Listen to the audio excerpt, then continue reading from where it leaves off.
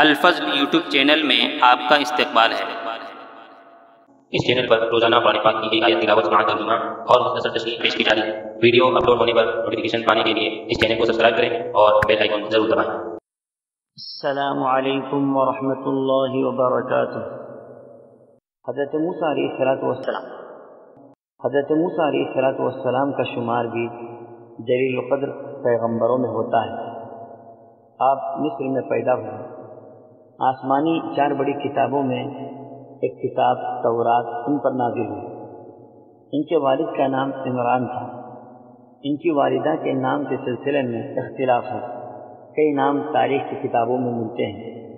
بعض لوگوں نے کہا لوحہ بنت حانف اور بعض لوگوں نے کہا یوحانس بنت بصیر۔ اس طرح مختلف کئی ایک نام بتائے گئے ہیں۔ آپ کا نام موسیٰ ہے۔ قرآن میں آپ کا لقب کلیم اللہ آیا ہے۔ تمام پیغمبروں کی نسبت حضرت موسیٰ کا واقعہ قرآن پاک کے اندر کثرت سے بیان کیا گیا ہے۔ 30 سے زائد صورتوں میں موسیٰ، فرعون اور بنی اسرائیل کا واقعہ کثرت سے بیان کیا گیا۔ معجزے کے طور پر حضرت موسیٰ علیہ السلام کو 2 چیزیں عطا کی گئی تھیں، ایک عصا اور دوسرے ہاتھ کی سفیدی۔ یہ عصا ساحروں اور جادوگروں کے مقابلے میں اژدہا بن گیا تھا اور کامیابی نصیب ہوئی تھی، اور دریائے نیل پر مارا گیا تھا اللہ کے حکم سے تو پانی رک گیا تھا۔ بتایا جاتا ہے کہ اس عصا کو حضرت آدم علیہ السلام جنت سے لائے تھے۔ آدم علیہ السلام کے بعد نسلاً بعد نسل چلتے چلتے حضرت شعیب علیہ السلام کو مرحمت فرمایا گیا۔ اس کی تفصیلات بھی کتابوں میں موجود ہیں۔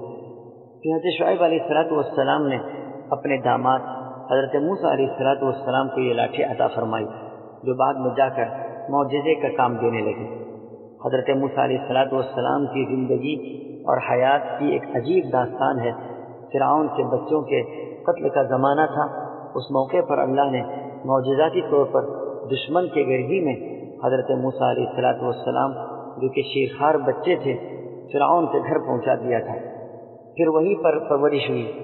اس کی ایک بڑی تفصیل ہے، انشاءاللہ موقع سے آیات کے ضمن میں باتیں بیان کی جائیں گی۔